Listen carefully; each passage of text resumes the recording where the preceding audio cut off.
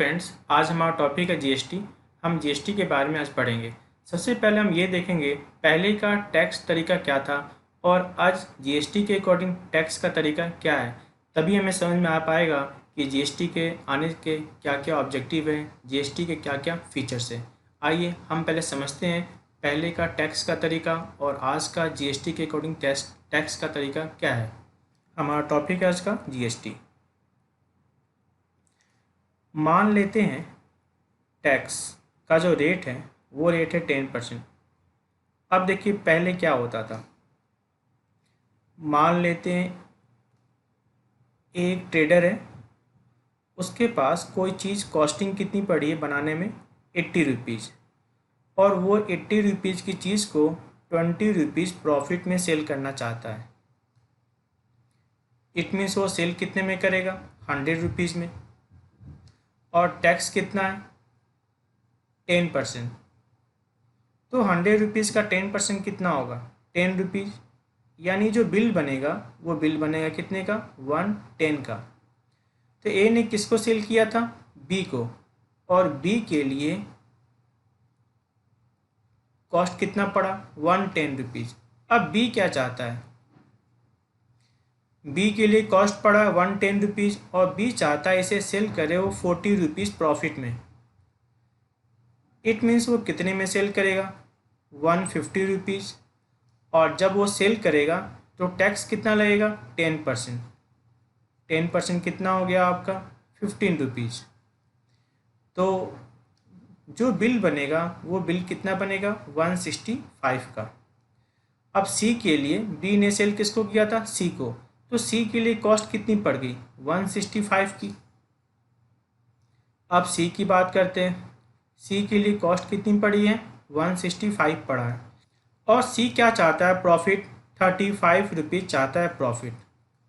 तो जो सी सेल करेगा, सी कितने में सेल करेगा 200 में सेल करेगा, और जो टैक्स लगेगा 200 का 10% वो कितना लगेगा 20 रुपीज़।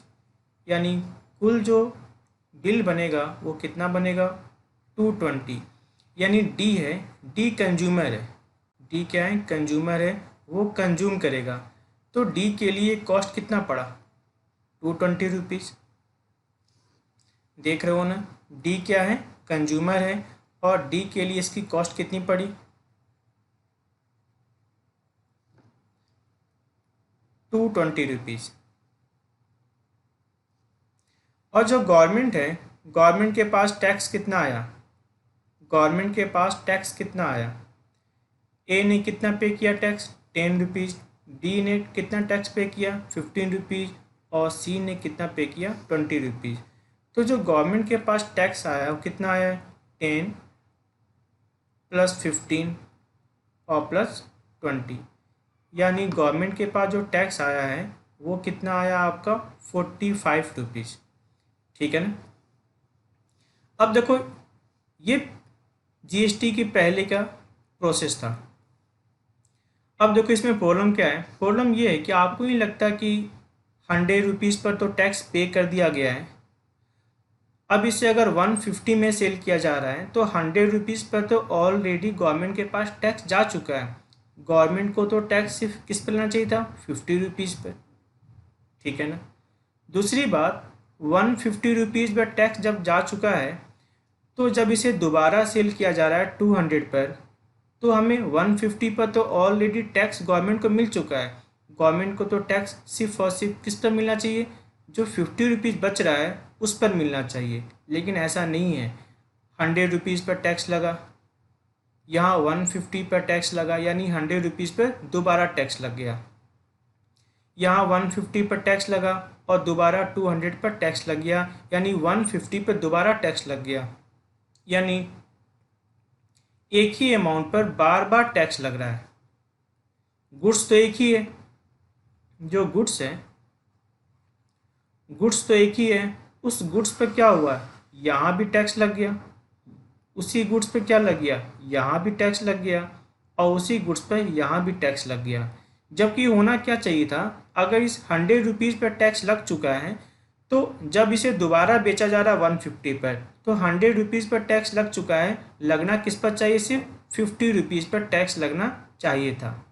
दूसरी बात, जब 150 पर टैक्स लग गया और दोबारा आप इसे बेच रहे हो 200 में, तो 150 पर टैक्स लग चुका है, सिर्फ और सिर्फ 50 रुपीज़ पर और टैक्स लगना चाहिए था, जबकि ऐसा नहीं हुआ।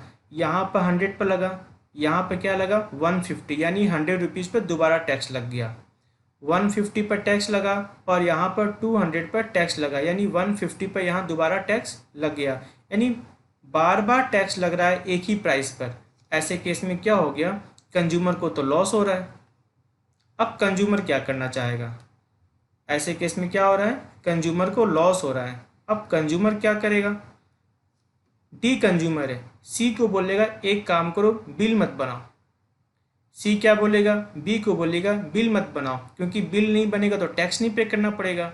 और बी क्या करेगा, ए के पास जाएगा, बोलेगा बिल मत बनाओ, ठीक ना, क्योंकि बिल नहीं बनेगा तो टैक्स भी पे नहीं होगा। अब देखो यहाँ पर क्या हो रहा है, अगर बिल नहीं बनेगा तो ए ने बी को कितने में सेल किया, 100 रुपीज़, और बी ने सेल कितने में करता तब, 100 और प्लस क्या 40 रुपीज़ प्रॉफिट ऐड करके। और सी कितने में बेचता, 140 और प्लस 35 रुपीज़ प्रॉफिट ऐड करके, यानी कंज्यूमर को कितने मिल जाता, 175 में। यानी कंज्यूमर को वो गुड्स कितने मिल जाता, 175 में। क्योंकि डी क्या बोलता है सी को, बिल मत बनाओ, तो बिल नहीं बनाएगा तो टैक्स नहीं लगेगा। सी बी को क्या बोलेगा, बिल मत बनाओ, बिल नहीं बनेगा तो टैक्स नहीं लगेगा। और बी क्या बोलेगा ए को, बिल मत बनाओ, बिल नहीं बनेगा तो फिर टैक्स भी नहीं लगेगा। तो अब देखो ए ने कितने बेचा, 100 में, टैक्स इंक्लूड हुआ नहीं। और बी के लिए कॉस्ट कितनी पड़ी, 100, बी को प्रॉफिट क्या चाहिए था, 40, तो बी कितने में बेचेगा, 140 में बेचेगा सी को। बिल तो बना नहीं, टैक्स लगेगा नहीं। सी ने क्या किया, सी को कॉस्ट कितनी पड़ी है, 140, और सी को प्रॉफिट क्या चाहिए था, 35, यानी कंज्यूमर को वो कितने में पड़ा, 175 में पड़ा। लेकिन ऐसे केस में तो पूरी की पूरी क्या होगी, टैक्स चोरी हो गया। अगर टैक्स गवर्नमेंट के पास नहीं जाएगा तो फिर गवर्नमेंट जो हॉस्पिटल चलाता है, एडमिनिस्ट्रेशन चलाता है, रोड बनवाता है, वो सब कहाँ से बनता है, टैक्स से बनता है। अगर गवर्नमेंट के पास टैक्स नहीं आएगा तो सिंपल सी बात है, गवर्नमेंट वर्क कैसे करेगा। तो दोनों बातें थी। एक और तो प्रॉब्लम ये था, अगर इस तरह का टैक्स लग रहा था तो कंज्यूमर को अधिक टैक्स पे करना पड़ रहा था, क्योंकि एक ही प्राइस पर बार बार टैक्स लग रहा था, ठीक ना।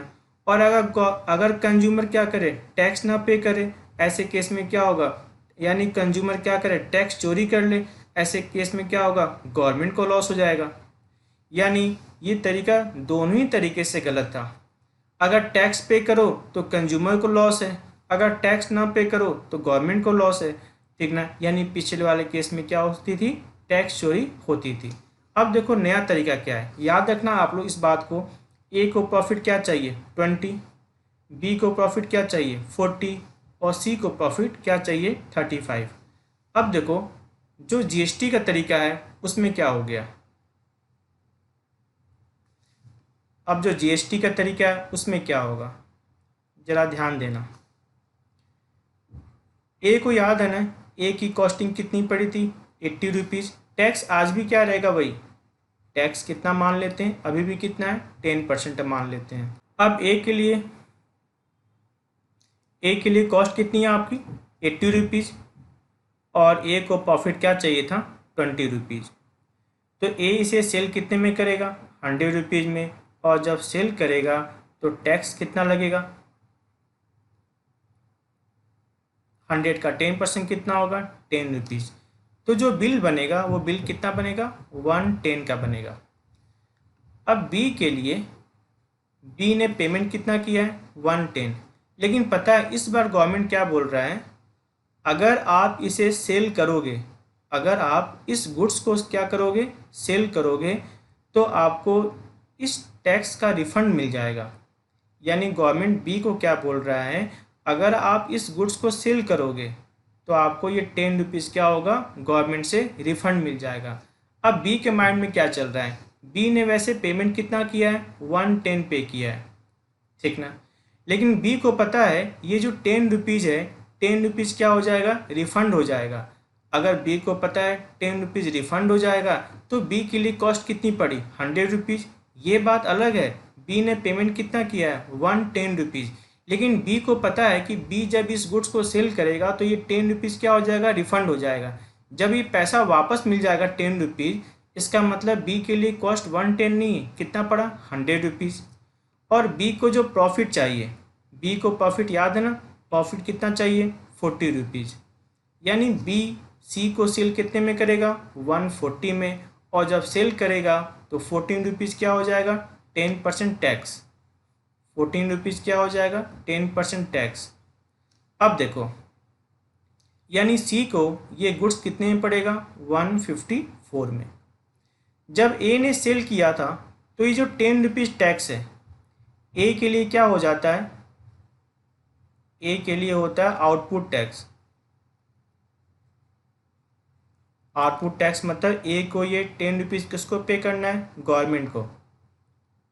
और यही 10 रुपीज़ बी के लिए क्या हो जाता है, इनपुट टैक्स। इनपुट टैक्स मतलब बी को ये पैसा रिफंड हो जाएगा अगर बी ने उसे क्या किया, उस गुड्स को सेल किया तो याद रखना, जब आप परचेज करते हो उस समय जो आपने टैक्स पे किया है वो आपके लिए क्या होगा, इनपुट। और जब आप सेल करोगे, जब आप क्या करोगे, सेल करोगे, उस समय जो आप टैक्स लोगे आपके लिए क्या होता है, आउटपुट टैक्स। आउटपुट टैक्स मतलब ये होता है कि ये टैक्स आपको गवर्नमेंट को पे करना है।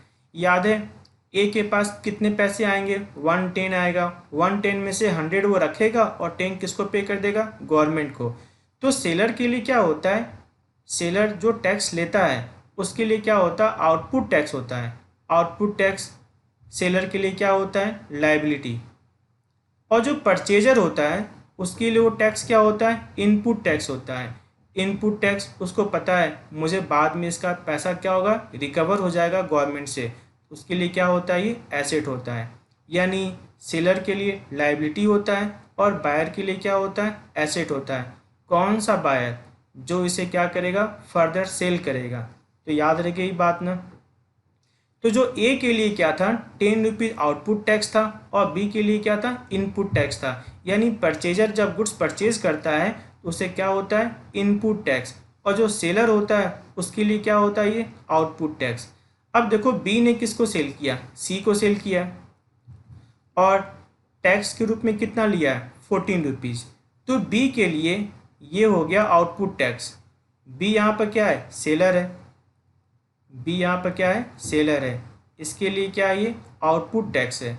और आउटपुट टैक्स कितना है, 14 रुपीज़। और सी के लिए क्या है, इनपुट टैक्स है, क्योंकि सी यहाँ पर क्या है, परचेजर है।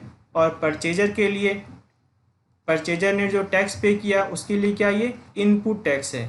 बी के लिए क्या है, आउटपुट है। और सी के लिए क्या है, इनपुट है। बी के लिए आउटपुट है यानी बी के लिए क्या, ये लायबिलिटी है। सी के लिए क्या है, इनपुट है, यानी क्या, सी के लिए एसेट है। अब बी क्या करेगा, बी क्या करेगा, बी के लिए इनपुट कितना था, 10 रुपीज़। और बी के लिए आउटपुट कितना है, 14 रुपीज़। तो output minus input, output minus input, ये वो टैक्स किसको पे करेगा, गवर्नमेंट को। आउटपुट कितना है, 14 रुपीज़। इनपुट कितना है, 10 रुपीज़। यानी बी पेमेंट कितना करेगा, सिर्फ और सिर्फ 4 रुपीज़। देख रहे हो बी के पास वैसे टैक्स का कितना पैसा आया था, 14 रुपीज़, लेकिन बी गवर्नमेंट को कितना पे करेगा, सिर्फ 4 रुपीज़। आप ऐसे ही बोल सकते हो गवर्नमेंट बी से कितना पैसा मांगता है, 14 रुपीज़। और बी गवर्नमेंट से कितना पैसा मांगता है, 10 रुपीज़। क्लियर है ना। जो गवर्नमेंट है वो बी से कितना पैसा मांगता है, 14 रुपीज़, क्योंकि बी के पास कितना पैसा पड़ा हुआ है टैक्स का, 14 रुपीज़। आउटपुट टैक्स है क्योंकि बी यहाँ पर क्या था, सेलर था। और आउटपुट टैक्स बी के लिए क्या होता है, लायबिलिटी, क्योंकि ये गवर्नमेंट को पे करना है। तो याद रहेगा ना, परचेजर के लिए क्या होता है, जो वो परचेजर परचेज करते समय टैक्स पे किया होता है उसके लिए क्या होता है, इनपुट टैक्स होता है। और वही परचेजर जब गुड्स को सेल करता है उस समय का जो टैक्स होता है सेलर के लिए क्या होता है, आउटपुट टैक्स होता है। और आउटपुट में से क्या लेस करेगा, वो इनपुट। क्योंकि बी के लिए इनपुट क्या था 10 रुपीज़ और बी के लिए आउटपुट कितना है 14 रुपीज़। तो आउटपुट माइनस इनपुट 4 रुपीज़ वो किसको पे करेगा, गवर्नमेंट को पे करेगा। अब देखते हैं सी के पास। सी को भी बात पता है, सी के लिए 14 रुपीज़ क्या है इनपुट टैक्स, यानी ये 14 रुपीज़ क्या होगा सी को फ्यूचर में रिफंड हो जाएगा जब सी इसे क्या करेगा सेल करेगा। तो सी ने भले ही पेमेंट कितना किया है 154 किया है, लेकिन सी के लिए कॉस्ट कितनी मानी जाएगी 140, क्योंकि सी को पता है ये 14 रुपीज़ से क्या होगा फ्यूचर में रिफंड हो जाएगा जब इसे सी क्या करेगा या तो सेल करेगा या फिर प्रोडक्शन या मैन्युफैक्चरिंग में क्या करेगा यूज करेगा। अब देखो सी के लिए कॉस्ट कितनी पड़ी है 140 रुपीज़ पड़ी है और सी को प्रॉफिट क्या चाहिए था 35 रुपीज़। क्लियर है ना। अब देखो यानी सी इसे कितने में सेल करेगा 175 में और टैक्स कितना हो जाएगा इसका 10%। तो 175 का 10% कितना होगा 17.5, यानी टोटल कितना हो जाएगा आपका 192.5। यानी कंज्यूमर को ये कितने का पड़ा, अगर हम बात करें कंज्यूमर को तो कंज्यूमर को ये कितने में पड़ा 192.5 में पड़ा। अब देखो सी के लिए क्या बन गया ये आउटपुट टैक्स, सी के लिए क्या बन गया ये आउटपुट टैक्स, कितना पड़ गया आउटपुट टैक्स 17.5। सी के लिए कितना पड़ गया ये आउटपुट टैक्स कितना पड़ गया 17.5। लेकिन कंज्यूमर के लिए इनपुट टैक्स ये नहीं है, लेकिन कंज्यूमर के लिए इनपुट टैक्स ये नहीं है, क्योंकि मैंने आपको याद है क्या बताया था, मैंने आपको ये बताया था कि अगर जो परचेजर होता है सेल करने के लिए गुड्स कंज्यूम करता है तो जो उसने टैक्स पे किया है वो उसके लिए क्या होता है इनपुट टैक्स। लेकिन यहाँ तो कंज्यूमर ने उसे किसके लिए परचेज किया है कंज्यूम करने के लिए, तो कंज्यूमर के लिए इनपुट टैक्स ये नहीं है, यानी कंज्यूमर को इस टैक्स का रिफंड नहीं मिलेगा। याद रहेगी बात ना, फिर से मेरी बात सुनना, मैं क्या बोल रहा हूँ कि इनपुट टैक्स उस परचेजर को मिलता है जो परचेजर उस गुड्स को फ्यूचर में क्या करेगा सेल करेगा। यानी परचेजर ने उसे परचेज किसके लिए किया है रीसेल के लिए किया है, या फिर उसका यूज़ किसके लिए करेगा मैन्युफैक्चरिंग के लिए, या फिर उसका यूज़ किसके लिए करेगा प्रोडक्शन के लिए। याद रही बात ना, उसी परचेजर को इनपुट क्रेडिट मिलेगा जो परचेजर उस गुड्स को परचेज क्यों कर रहा है रीसेल के लिए, या फिर उसका यूज़ किसके लिए करेगा मैन्युफैक्चरिंग या प्रोडक्शन में, किस चीज़ के मैन्युफैक्चरिंग एंड प्रोडक्शन में, जिस चीज़ को वो बिजनेस में यूज कर रहा है। ठीक ना। अब देखो यहाँ पर क्या है, सी के लिए इनपुट क्या था 14 रुपीज़, सी के लिए आउटपुट क्या है 17.5 रुपीज़। अब देखो output minus input, output minus input, output minus input, output कितना है 17.5 और इनपुट कितना है आपका 14 रुपीज़। तो 17.5 माइनस 14, यानी सी गवर्नमेंट को कितना पे करेगा 3.5। याद है ना, आउटपुट क्या था सी के लिए लायबिलिटी और इनपुट क्या था सी के लिए एसेट। लायबिलिटी क्यों था क्योंकि ये गवर्नमेंट को पे करना था, और ये एसेट क्यों था क्योंकि ये गवर्नमेंट से रिफंड मांगना था। तो गवर्नमेंट को पे कितना करना था 17.5, गवर्नमेंट से रिफंड कितना लेना था 14 रुपीज़, यानी अल्टीमेट जो पेमेंट होगा वो कितना होगा 3.5। अब देखो गवर्नमेंट को पेमेंट कितना हो गया, जहाँ तक बात गवर्नमेंट की है ए ने कितना पेमेंट किया था 10 रुपीज़, बी ने कितना पे किया था 4 रुपीज़ और सी ने कितना पेमेंट किया था 3.5, यानी गवर्नमेंट को कुल कितना मिल गया 17.5 और गवर्नमेंट को मिलना भी कितना चाहिए था 17.5 ही मिलना चाहिए था, क्योंकि देखो अल्टीमेट कंज्यूमर ने इस गुड्स को कंज्यूम कितने में किया है 175 में, तो 175 का 10% कितना होना चाहिए था 17.5 और देखो गवर्नमेंट को मिल भी कितना गया, 17.5 मिल गया, ठीक है ना। अब देखो यहाँ किसको किसको फ़ायदा है। कंज्यूमर को याद है पहले कंज्यूमर को कितना पेमेंट करना पड़ता था, 220 पेमेंट करना पड़ता था। अब उसी कंज्यूमर को कितना पे करना पड़ रहा है, 192.5, यानी कंज्यूमर को कम पे करना पड़ रहा है, यानी उसके लिए कॉस्ट कम पड़ रही है। दूसरी बात, गवर्नमेंट को भी क्या हो गया, पूरा टैक्स मिल गया। कितना मिल गया, 17.5 मिल गया। अब ये सोच रहे होगे यहाँ भी तो टैक्स चोरी हो सकती है। नहीं, यहाँ पर टैक्स चोरी नहीं हो सकती।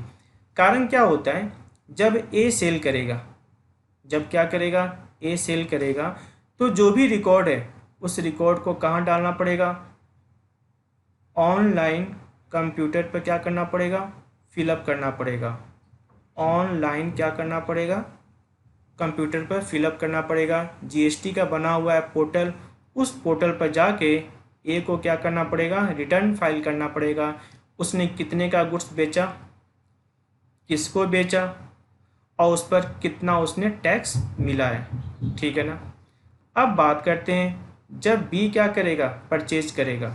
जब बी क्या करेगा, परचेज करेगा, इसे भी क्या करना पड़ेगा, ऑनलाइन क्या करना पड़ेगा, जीएसटी का रिटर्न फाइल करना पड़ेगा। क्योंकि आप रजिस्टर्ड हो तो रिटर्न फाइल करना पड़ेगा कि आपने कितना गुड्स परचेज किया, कितना आपने टैक्स पे किया है, कितना गुड्स आपने सेल किया, सेल करने पर कितना टैक्स आपको मिला, और जो डिफरेंस होगा वो आपको क्या करना पड़ेगा, पेमेंट करना पड़ेगा। अब आप ये सोच रहे होगे कि रिटर्न फाइल ना करें तो क्या फ़र्क पड़ेगा। रिटर्न फाइल अगर नहीं किया इसका मतलब आप चोरी कर रहे हो, और चोरी कैसे पकड़ी जाएगी। देखो अगर ए ने रिटर्न फाइल किया है तो ए के अकॉर्डिंग गुड्स किसके पास पड़ा हुआ है, बी के पास पड़ा हुआ है, और बी ने अगर उसे बिना टैक्स का बेच दिया तो कभी भी जीएसटी डिपार्टमेंट वाले क्या होंगे, आएंगे और वो चेक करेंगे वो गुड्स बी के पास है या नहीं है। अगर बी ने सेल किया है तो फिर उसका टैक्स कहाँ है। अगर बी ने टैक्स पेमेंट नहीं किया है इसका मतलब बी ने टैक्स चोरी की है, और टैक्स चोरी की है इस पर क्या लगेगा, एक तो टैक्स पे करना पड़ेगा, दूसरा पेनाल्टी भी लगेगा, और तीसरा इनका जो रजिस्ट्रेशन है वो भी कैंसिल कर दिया जाएगा। तो यहाँ पर प्रॉब्लम ये है कि जो भी अगर इन तीनों में से किसी ने भी अगर पोर्टल पर रिकॉर्ड डाला है तो फिर तो क्या करना पड़ेगा, तीनों को अपना रिकॉर्ड शो करना पड़ेगा। क्योंकि मान लेते हैं कंज्यूमर ने सी को बोला बिल मत बनाओ, और सी ने क्या किया, बिल नहीं बनाया। बिल नहीं बनाया तो सी ने गुड्स को कितने में बेचा होगा, 175 में बिना बिल का। लेकिन बी ने क्या किया, सी को बिल का दिया है। बी ने क्या किया है, सी को बिल बना के यानी टैक्स पे करने के बाद सी को गुड्स दिया था। यानी बी के अकॉर्डिंग रिकॉर्ड कहाँ पर चल रहा है कि बी ने किसको गुड्स दिया है, सी को गुड्स दिया है, और इसका मतलब वो गुड्स या तो सी के पास होना चाहिए या फिर सी ने बेचा है। सी ने अगर बेचा है तो फिर क्या करना पड़ेगा, टैक्स पे करना पड़ेगा। सी ने बेच दिया बिना बिल का, और कल को इसकी गोडाउन पर क्या हो गया, छापा पड़ा, और क्या दिखा, वो गुड्स नहीं है जो गुड्स बी ने किसको दिया था, सी को दिया था। फिर तो इसका मतलब ये है कि फिर वो गुड्स आपने क्या किया, किसी को बेचा है, और अगर बेचा है तो फिर उसका टैक्स कहाँ है, ठीक ना। और अगर आपने ऐसा शो नहीं किया तो क्या होगा, आप टैक्स चोरी के जुर्म में क्या होगा, आपके ऊपर पेनाल्टी भी चार्ज किया जाएगा, और आपसे टैक्स भी लिया जाएगा, और आपका रजिस्ट्रेशन कैंसिल भी किया जाएगा। इसलिए अब प्रॉब्लम यहाँ पे ये आ रही है कि आप चोरी नहीं कर सकते टैक्स का। और दूसरी बात यह है कि कंज्यूमर को वैसे भी क्या हो गया, टैक्स पे करने के बाद भी गुड्स क्या हो गया, सही रेट पे मिल गया, क्योंकि एक ही कॉस्ट पर बार बार टैक्स नहीं लगा। देखो किस पर टैक्स लगा, पहले वो गुड्स किस पर बेचा गया है, 100 रुपीज़ पर। दूसरे बार वो गुड्स कितने बेचा गया, 140 पर।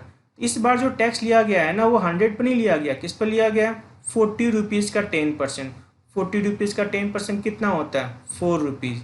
यानी उस 100 रुपीज़ पर दोबारा टैक्स नहीं लिया गया।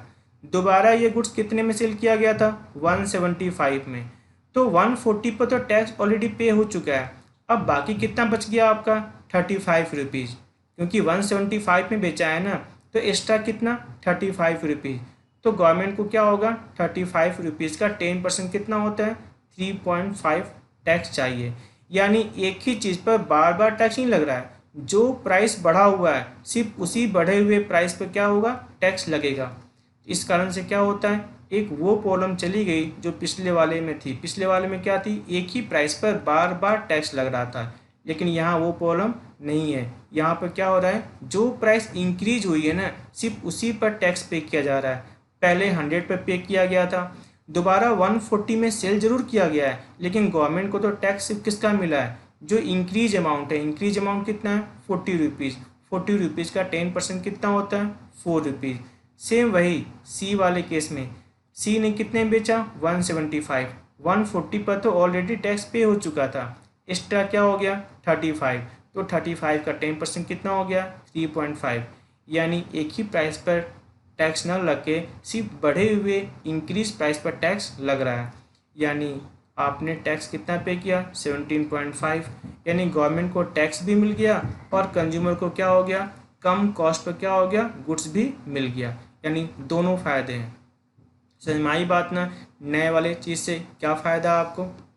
आइए देखते हैं नेक्स्ट।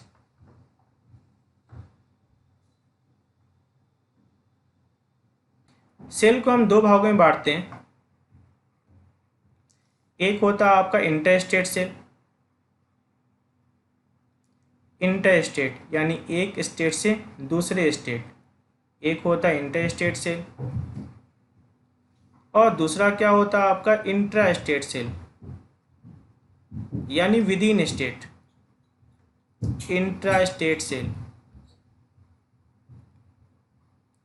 यानी क्या हो गया आपका, विद इन स्टेट।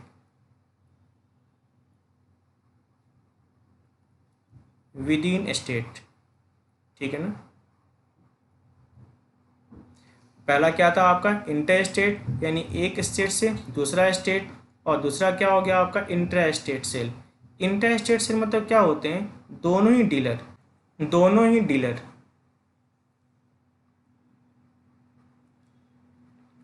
बायर और सेलर दोनों ही क्या है, सेम स्टेट में रजिस्टर्ड है। दोनों ही क्या है, सेम स्टेट में रजिस्टर्ड है।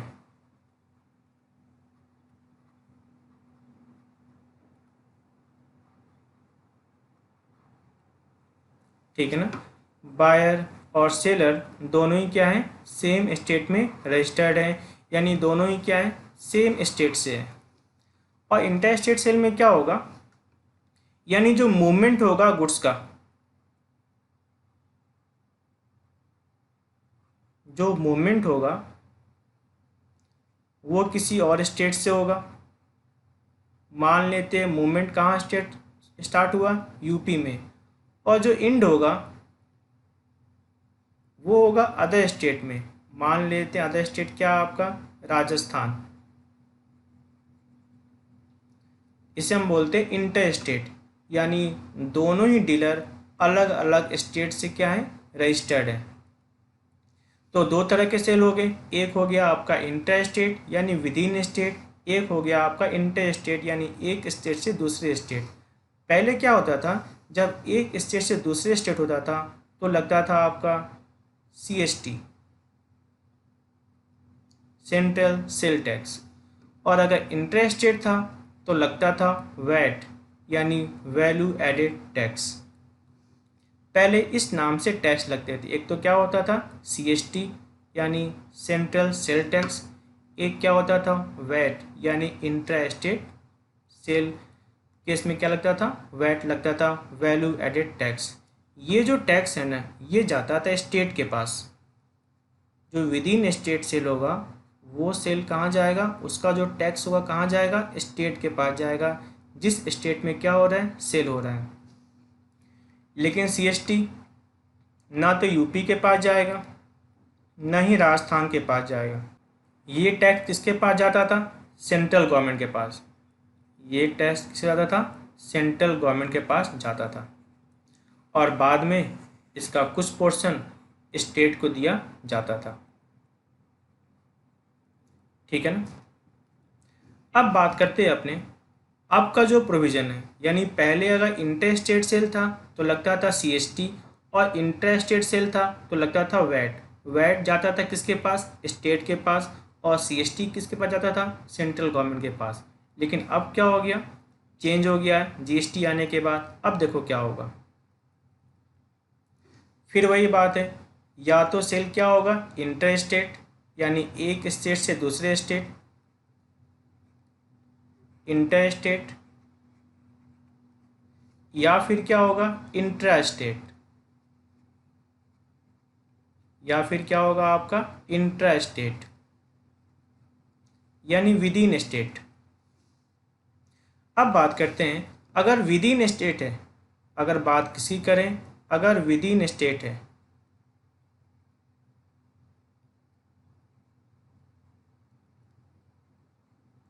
तो जो भी टैक्स है वो टैक्स, मान लेते हैं टैक्स कितना है 10%। तो जब भी आप परचेज करोगे तो दो तरह के टैक्स लगेंगे।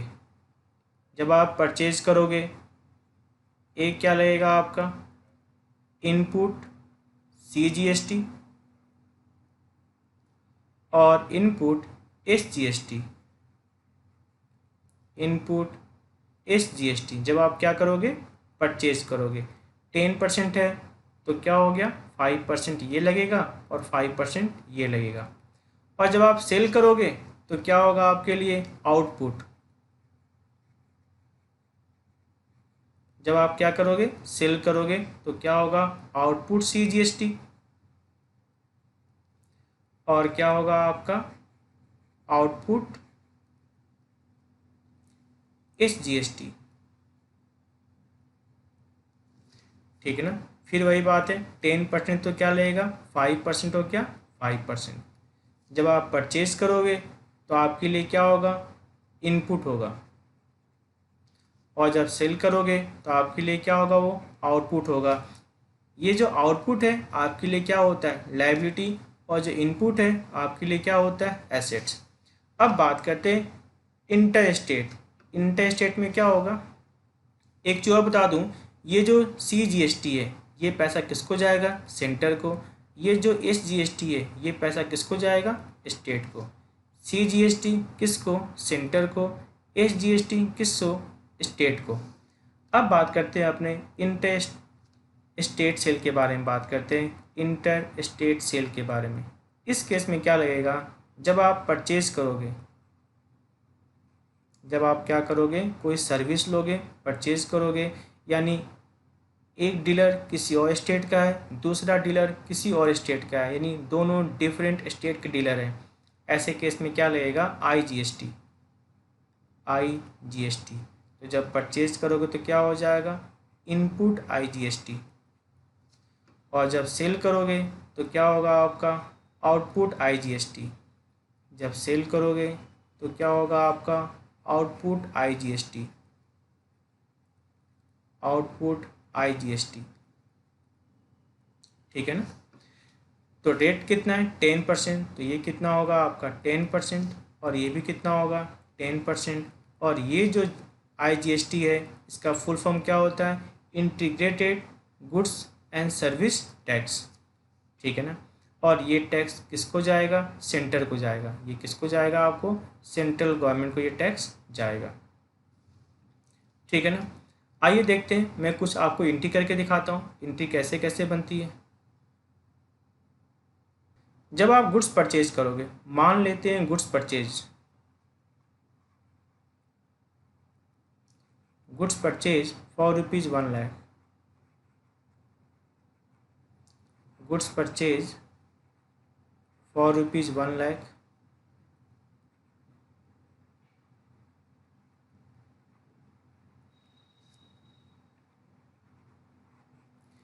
and CGST 5%, SGST 5%। अब देखो जब आप परचेज करो तो एंट्री क्या करोगे, परचेज आपके लिए क्या एक्सपेंस है, एक्सपेंस क्या होता है DR। कितना अमाउंट है परचेज का ₹1,00,000। और जब याद है ना जब आप परचेज करते हो तो आप परचेज का तो पैसा दोगे ही और प्लस टैक्स का ही पैसा दोगे, और ये टैक्स आपके लिए क्या है, इनपुट है। इनपुट मतलब ये आपके लिए एसेट है, क्योंकि बाद में ये पैसा क्या होगा, रिकवर हो जाएगा। तो परचेज अकाउंट ईयर कितना, 1,00,000 रुपीज़। इनपुट, इनपुट क्या हो जाएगा आपका, CGST। और क्या होगा आपका इनपुट, SGST। 5% है ना, 1,00,000 का 5% कितना होगा, 5,000। और कितना होगा, 5,000। और 2 क्या हो जाएगा, या तो बैंक होगा, पेमेंट किया है तो आपने बैंक से, कैश से, जो भी होगा, या फिर अगर आपने उधार खरीदा है तो जिससे भी आपने उधार खरीदा है उसका नाम होगा। जिससे आप उधार खरीदते हो उसको आप क्या बोलते हो, क्रेडिटर। यानी कितना हो गया आपका, 1,10,000 रुपीज़। ठीक ना। यानी जब आप परचेज करोगे तो परचेज के साथ साथ क्या होगा, 2 तरह के टैक्स भी आएंगे, इनपुट CGST और इनपुट SGST। अब नेक्स्ट बात करते हैं, गुड्स सोल्ड।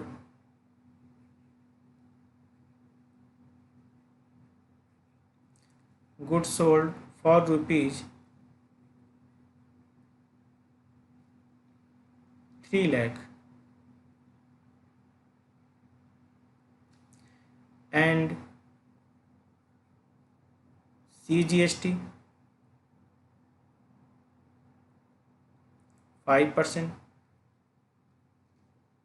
SGST 5%।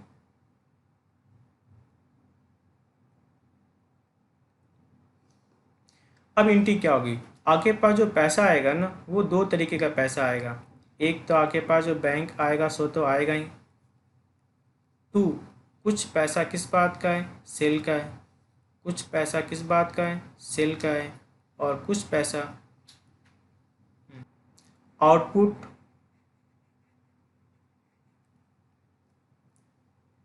CGST। और 2 क्या हो जाएगा आपका आउटपुट, SGST।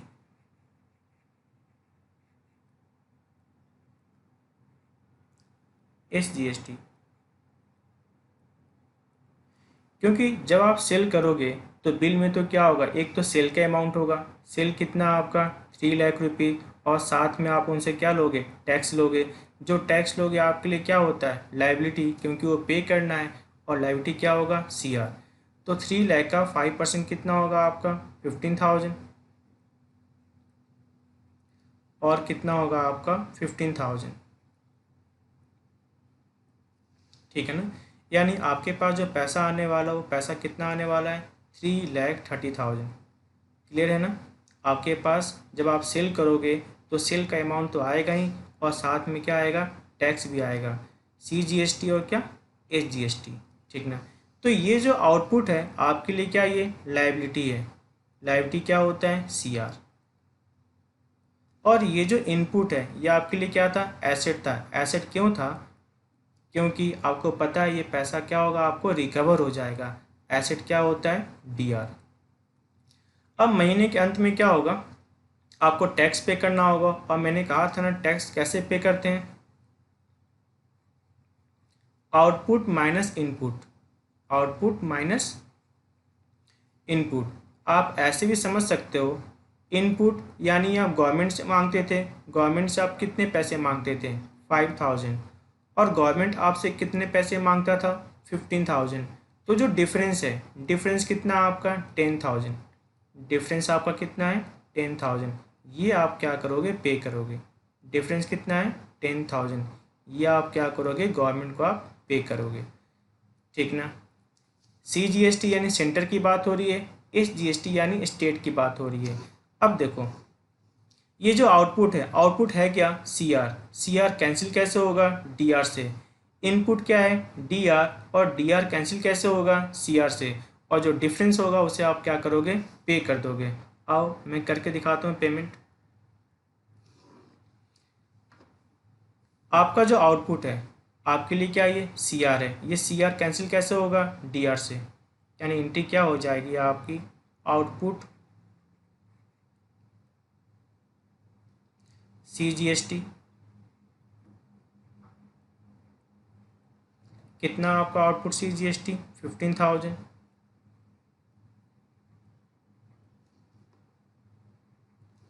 टू क्या हो जाएगा आपका इनपुट CGST? टू क्या होगा आपका इनपुट CGST?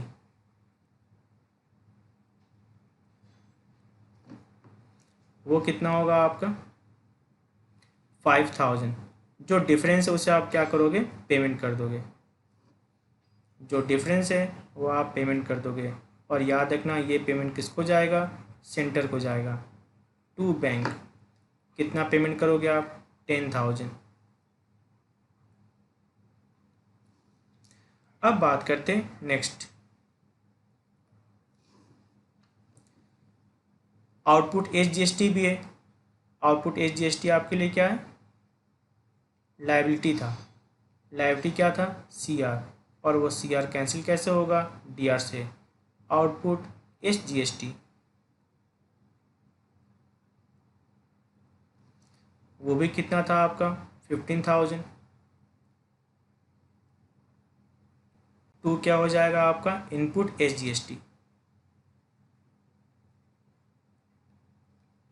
इनपुट SGST वो कितना था आपका? 5,000। और जो डिफरेंस है वो क्या हो जाएगा? पेमेंट हो जाएगा। डिफरेंस कितना आपका? To bank. डिफरेंस कितना हो जाएगा? To bank. टू बैंक कितना आपका? 10,000। एक बात समझ में आ गई ये बात ना? जब आप परचेज़ करते हो ना तो परचेज़ के साथ क्या होता है? दो चीज़ आता है। एक तो आता है इनपुट CGST, एक क्या होता है आपका इनपुट SGST।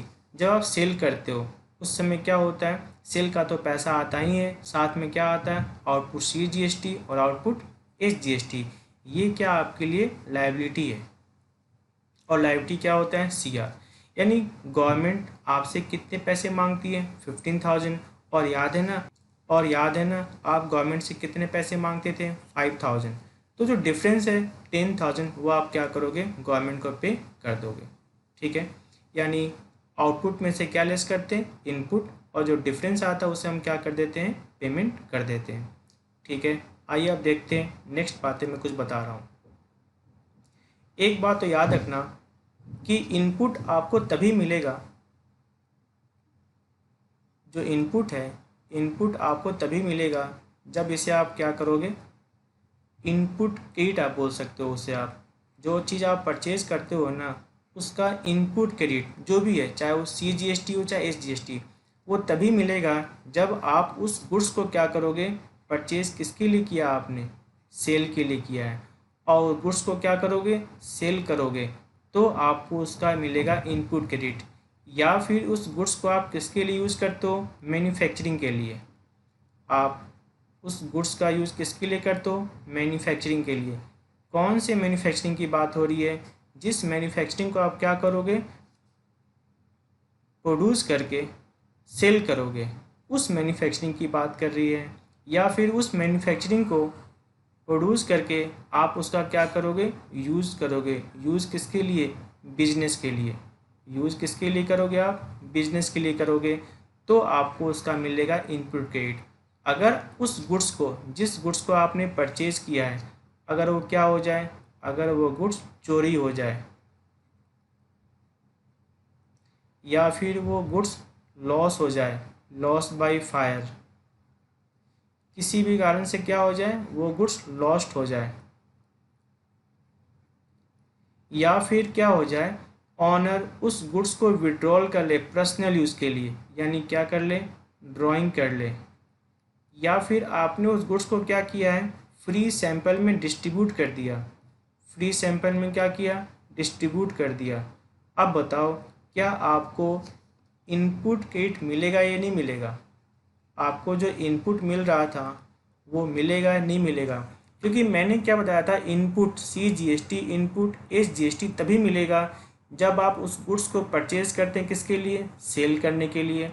या उस गुड्स को आप क्या करोगे? यूज़ करोगे मैन्युफैक्चरिंग के लिए। किस चीज़ के मैन्युफैक्चरिंग के लिए? या तो उसे मैन्युफैक्चर करके आप यूज़ करोगे, या फिर उससे मैन्युफैक्चर करके आप क्या करोगे, सेल करोगे। तो इस केस में आपको जो गुड्स आपने परचेज किया है उसका इनपुट क्रेडिट मिलेगा। अगर ऐसी बात नहीं है, वो गुड्स क्या हो गया, चोरी हो गया, वो गुड्स क्या हो गया, लॉस बाय फायर हो गया, वो क्या हो गया, ऑनर ने विड्रॉल कर लिया, वो गुड्स क्या हुआ, फ्री सैंपल आपने डिस्ट्रीब्यूट कर दिया। ऐसे केस में इस तरह के गुड्स का इनपुट क्रेडिट आपको नहीं मिलेगा। समझ में आई बात ना। जैसे मान लेते हैं आपने 1 लाख रुपीज़ का क्या किया, गुड्स परचेज किया, और 1 लाख का 10% कितना होता है, 10,000। तो जब आपने परचेज किया होगा तो आपको जो इनपुट क्रेडिट मिला होगा वो कितना मिला होगा, इनपुट क्रेडिट। इनपुट क्रेडिट का मतलब ये होता है इनपुट CGST, इनपुट SGST, जिसको आप बाद में क्या कर सकते हो, गवर्नमेंट से रिकवर कर सकते हो। आपको कितना मिल गया इनपुट क्रेडिट, 10,000। अब बाद में क्या किया, इसमें से 30,000 का गुड्स क्या हो गया, ऑनर ने विड्रॉल कर लिया। किसके लिए, पर्सनल यूज़ के लिए, यानी ये क्या हो गया, ड्राइंग। तो जैसे ही वो 30,000 का गुड्स विड्रॉल करेगा तो 30,000 का 10% क्या हो जाएगा, 3,000। यानी अब ये 3,000 का इनपुट क्रेडिट नहीं मिलेगा, इस 3,000 का उसे इनपुट क्रेडिट नहीं मिलेगा, यानी वो इस 3,000 को रिकवरी नहीं कर सकता। तो शुरू में उसे कितना मिला था, 10,000, बाद में कैंसिल कितना हो गया, 3,000, यानी अब वो सिर्फ और सिर्फ कितने का इनपुट क्रेडिट ले सकता है, 7,000। यानी वो गवर्नमेंट से कितना पैसा मांगता है, 7,000 मांगता है।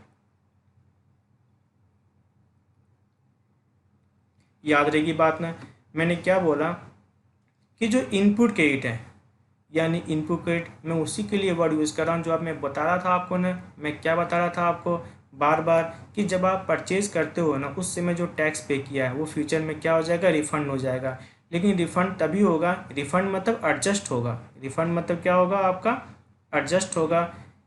क्योंकि एक्चुअल में गवर्नमेंट आपको कैश में पेमेंट नहीं करता, गवर्नमेंट क्या बोलता है, आप उसे क्या करो, एडजस्ट कर लो, ठीक ना। गवर्नमेंट क्या बोलता है, एडजस्ट कर लो। एडजस्ट कहाँ से करोगे, आउटपुट से करोगे। एडजस्ट कहाँ से करोगे, आउटपुट से करोगे। अब मान लो आउटपुट कितना है, 12 रुपीज़, और इनपुट कितना है, 15 रुपीज़। तो आप ये सोच रहे होगे मैं तो गवर्नमेंट से अधिक मांगता हूँ, 15 रुपीज़, और गवर्नमेंट मुझसे क्या मांगता है, 12 रुपीज़। तो आप ये सोच रहे होगे ये 3 रुपीज़ आपको रिफ़ंड होगा। नहीं, रिफ़ंड नहीं होगा, ये एडजस्ट होगा नेक्स्ट मंथ में या नेक्स्ट ईयर में।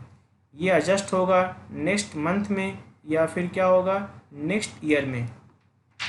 याद रखिए बात में, या तो नेक्स्ट ईयर में क्या होगा, रिफ़ंड होगा, या फिर क्या होगा, नेक्स्ट मंथ में क्या होगा, एडजस्ट होगा। यानी रिफ़ंड नहीं होता, ये क्या होता है, एडजस्टेबल होता है। याद रखिए बात ना, रिफ़ंड नहीं होता, क्या होता है, एडजस्टेबल होता है। आप इसे क्या कर सकते हो, एडजस्ट कर सकते हो।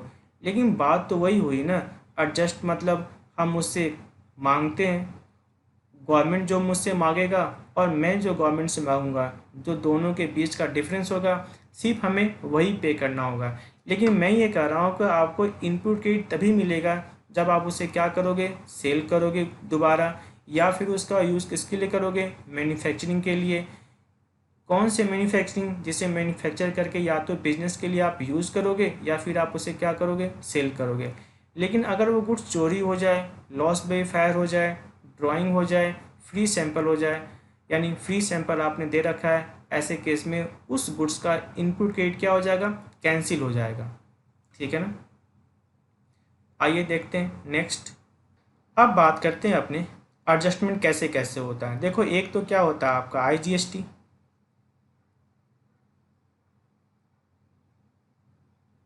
IGST ये मान लेते हैं इनपुट IGST, और एक क्या होता है आपका आउटपुट IGST।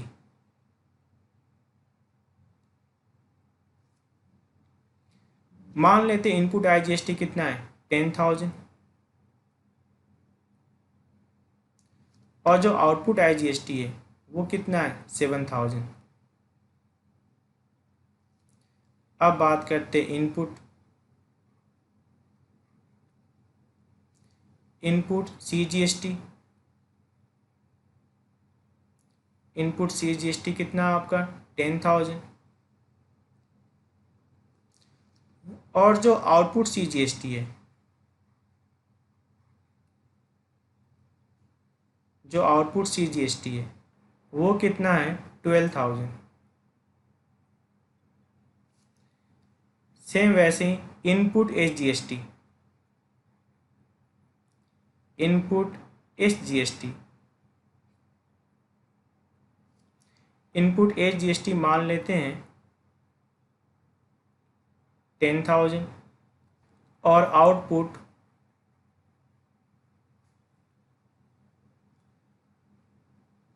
SGST वो कितना है 12,000।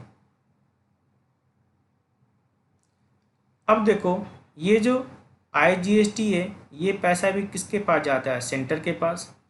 जो ये CGST वो भी पैसा किसके पास जाता है, सेंटर के पास। जो SGST वो किसके पास जाता है, स्टेट के पास। तो मेरी बात सुनो, ये जो SGST है ये एडजस्ट किससे कर सकता है, SGST से कर सकता है, CGST से नहीं कर सकता। याद रहेगी बात ना आपको, क्योंकि ये स्टेट है और वो सेंटर है।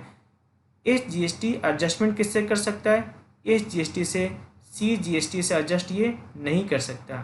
सेम वही बात, जो CGST है वो एडजस्टमेंट किससे कर सकता है, CGST से कर सकता है, SGST से नहीं कर सकता। क्योंकि सिंपल सी बात है, आपने जब इनपुट टैक्स किसको पे किया था, स्टेट से, तो रिकवरी आप किससे करोगे, स्टेट से। आपने इनपुट CGST किसको पे किया था, सेंटर को, तो रिकवरी भी किससे करोगे, सेंटर से। स्टेट से आप नहीं कर सकते। यानी ये आपस में एडजस्ट कर सकते हैं, लेकिन स्टेट सेंटर से नहीं कर सकता और सेंटर स्टेट से नहीं कर सकता।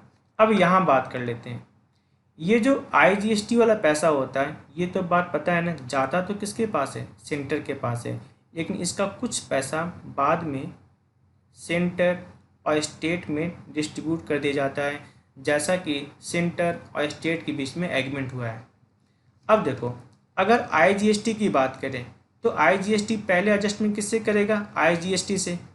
फिर भी अगर बच जाए तो एडजस्टमेंट किससे कर सकता है, CGST से। और अगर फिर भी बच जाए तो एडजस्टमेंट किससे कर सकता है, स्टेट से। लेकिन याद रखना, पहला ऑप्शन किसको मिलेगा, सेंटर को। बाद में दूसरा ऑप्शन किसको मिलेगा, स्टेट को। याद रखिए बात ना। फिर से बात करते हैं, जो SGST है एडजस्टमेंट किससे कर सकता है, SGST से, CGST से नहीं कर सकता। जो CGST है एडजस्टमेंट कर सकता है CGST से, स्टेट GST से नहीं कर सकता। लेकिन जहाँ तक बात IGST की बात है, अगर IGST बचा हुआ है तो एडजस्ट किससे कर सकता है, CGST से। फिर भी अगर बचा हुआ है तो किससे एडजस्ट कर सकता है, SGST से। लेकिन पहला ऑप्शन किसको मिलेगा, सेंटर को। बाद में किसको मिलेगा, स्टेट को। एक बात तो पता है ना, ये जो आउटपुट होता है, आउटपुट क्या होता है, CR। एडजस्ट कैसे होगा, DR से। इनपुट क्या होता है, DR। कैंसिल कैसे होगा, CR से। चलो और मैं आपको एंट्री करके दिखाता हूँ कैसे कैसे एंट्री होती है। अब देखो, ये 10,000 इनपुट है और 12,000 क्या आपका आउटपुट है। यानी 10,000 एडजस्ट हो जाएगा, बचेगा कितना, 2,000 रुपये बचेगा। कितना बचेगा, 2,000 बच जाएगा। यहाँ देखो 10,000 इनपुट है और 12,000 आउटपुट है। 10,000 क्या हो जाएगा, एडजस्ट हो जाएगा। यहाँ भी क्या बच जाएगा, 2,000 बच जाएगा। कौन सा बचेगा, आउटपुट। कौन सा बचेगा, आउटपुट। यानी अभी भी सेंटर आपसे कितने पैसे मांगता है, 2,000 मांगता है। 10,000 इनपुट था और 12,000 आउटपुट था। यानी अभी भी क्या बच रहा है आपका, आउटपुट बच रहा है। यानी स्टेट्स आपसे कितने पैसे मांगता है, 2,000 मांगता है। अब यहाँ देखो, इनपुट कितना है मेरा, 10,000। यानी हम सेंटर से कितना पैसा मांगते हैं, 10,000। और आउटपुट कितना है, 7,000। यानी सेंटर मुझसे कितना पैसा मांगता है, 7,000। तो 7,000 एडजस्ट हो जाएगा और कितना बच जाएगा, 3000 मेरा इनपुट अभी भी बचा हुआ है, 3000 मेरा इनपुट अभी भी बचा हुआ है। याद रखना क्या बचा हुआ, इनपुट, यानी मैं सेंटर से भी पैसे मांगता हूँ। अब यहाँ क्या बचा हुआ था, आउटपुट, यानी सेंटर आप हमसे पैसा मांगता है, कितना पैसा मांगता है, 2000, ठीक ना। सेंटर मुझसे कितना पैसा मांगता है, 2000, और मैं यहाँ सेंटर से कितने पैसे मांगता हूँ, 3000। मैंने कहा था ना, अगर IGST बचेगा तो मैं इसको यूज़ कर सकता हूँ, किसके लिए, CGST के लिए और SGST के लिए, लेकिन पहले किसके लिए यूज़ करूँगा, CGST के लिए। तो 3000 मैं मांगता हूँ और 2000 सेंटर मुझसे मांगता है, तो 2000 क्या हो जाएगा, एडजस्ट हो जाएगा। अभी भी मेरे पास कितना पड़ा हुआ है, इनपुट, अभी भी मेरे पास कितना पड़ा हुआ है, इनपुट पड़ा हुआ है। कितना इनपुट पड़ा हुआ है, 1000। अभी भी मेरे पास इनपुट पड़ा हुआ है, कितना इनपुट पड़ा हुआ है, 1000। अब देखो, ये जो स्टेट है, स्टेट्स मुझसे अभी भी कितने पैसे मांगता है, 2000, और मैं सेंटर से कितने पैसे मांगता हूँ, 1000। यानी ये 1000 और ये 2000 आपस में एडजस्ट हो जाएगा, और मैं स्टेट को सिर्फ और सिर्फ कितना पे करूँगा, 1000 पे करना बाकी रह जाएगा, ठीक ना। मैं आपको एंट्री करके दिखाता हूँ कैसे कैसे एंट्री होती है। अगर हम बात करें SGST के बारे में, तो आउटपुट क्या होता है, CR। आउटपुट क्या होता है, CR। CR कैंसिल कैसे होगा, DR से। एंट्री क्या हो जाएगी आपकी, output. Output SGST, output SGST, कितना आपका आउटपुट SGST, 12000। टू क्या हो जाएगा आपका, इनपुट। टू क्या हो जाएगा आपका, इनपुट SGST। लेकिन वो मेरे पास था कितना, सिर्फ और सिर्फ कितना था, 10000। और बाकी याद है ना, बाकी मैंने एडजस्टमेंट किससे किया था, 1000 किससे किया था, IGST से किया था। टू क्या हो जाएगा, इनपुट IGST। टू क्या होगा आपका, इनपुट IGST। तो IGST से मेरे पास बचा हुआ कितना था, सिर्फ और सिर्फ 1000 बचा हुआ था। यानी बाकी मुझे क्या करना पड़ेगा, पेमेंट करना पड़ेगा। पेमेंट कितना करना पड़ेगा, 1000 टू बैंक। टू बैंक कितना हो जाएगा, 1000 आपका टू बैंक हो जाएगा। अब बात करते हैं यहाँ पर CGST के बारे में। आउटपुट क्या होता है, CR होता है। CR कैंसिल कैसे होगा, DR से। यानी एंट्री क्या हो जाएगी हमारी, आउटपुट CGST। आउटपुट CGST कितना होगा, 12000।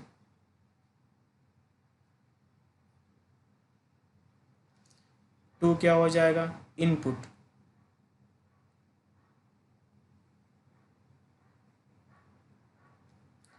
Input CGST।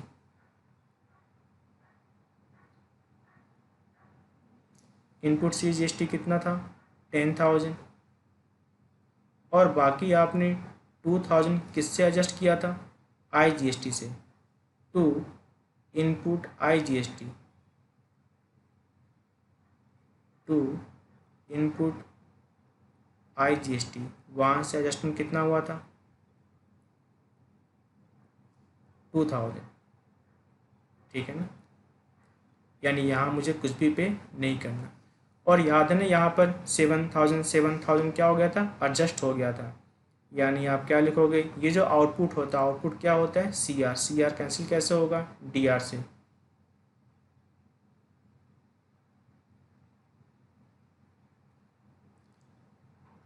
आउटपुट IGST कितना था आपका, आउटपुट IGST 7000। और टू क्या हो जाएगा आपका, इनपुट IGST।